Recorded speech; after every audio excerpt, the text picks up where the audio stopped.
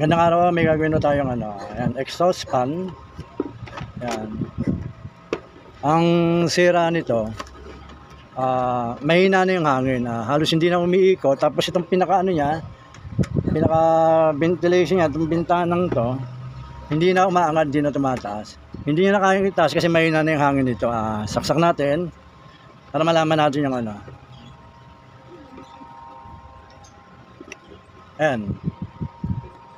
Gumagana siya, pero mahina na. Kaya nang pigilin ng kamay. Ayan. Hindi na maangat yung pinaka-ventilation niya ron yun.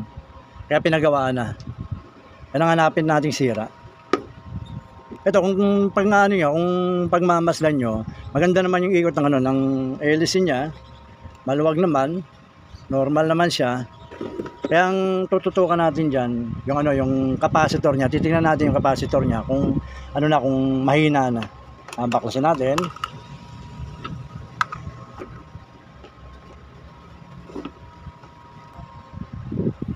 Bali yung capacitor niya dito nakalagay. Ito, bubuksan natin to. Bubuksan natin, titingnan natin yung niya. Yung pyesa, kung pa naman siya, okay pa. Ayan. Ito yung capacitor niya. Ang nakaano sa kanya ay 1.2 microfarad UF 450 volt AC. Ito. Tatanggalin natin to, tetesterin natin. Titingnan natin kung okay pa siya. Putulin natin.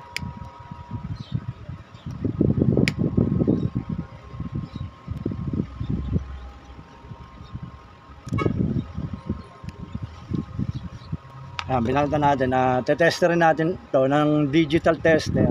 Titingnan natin kung ilang microfarad pa, kung may 1.2 pa. Ito yung digital tester natin. Yung nakalagay sa kanya dito, UF. Yan. Ibig sabihin ng UF, microfarad. Ngayon, gagawin natin, tetesterin natin to.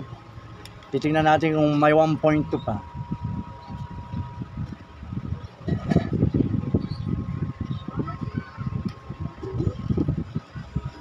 Ayan, ang nakalagay na lang sa kanya 594.9. Ayan, basta pabago-bago siya. Picofarad. Picofarad na lang yan. Wala nang wala na siyang halos na UF microfarad. Kaya yung motor ng electric fan,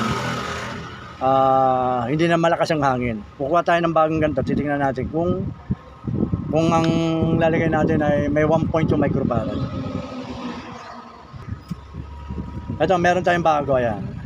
Nakalagay sa kanya is 1.2 UF microfarad yun, 400 volts. Parehas din yan. Testerin natin.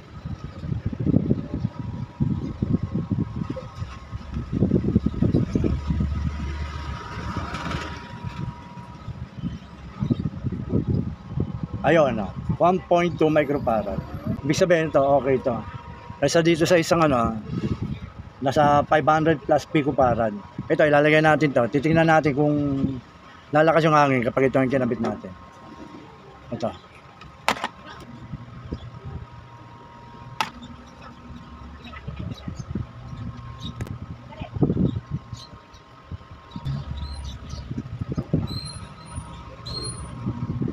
Ayan, nagabit na natin. Babalutan lang natin siya ng tape. Electrical tape para hindi siya nakalabas.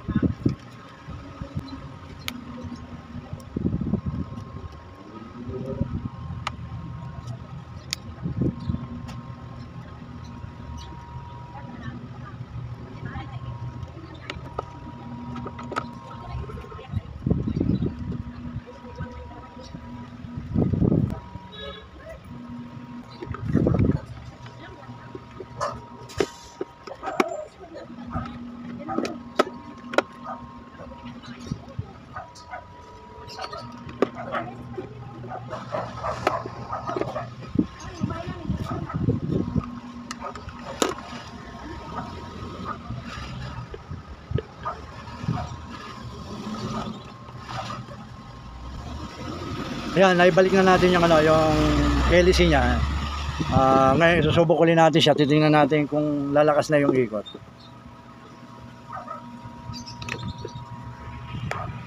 Ayun, lumakas na. Ano? Umangat na yung ano niya. Itong ano niya, yung pinaka-ventilation niya, pinaka-bintana, tumaas na yan. Ano, hindi mo na kayang pigilin, malakas na yung ano, hangin niya. Sarawulin natin. Ayan, pagkanahin ulit natin.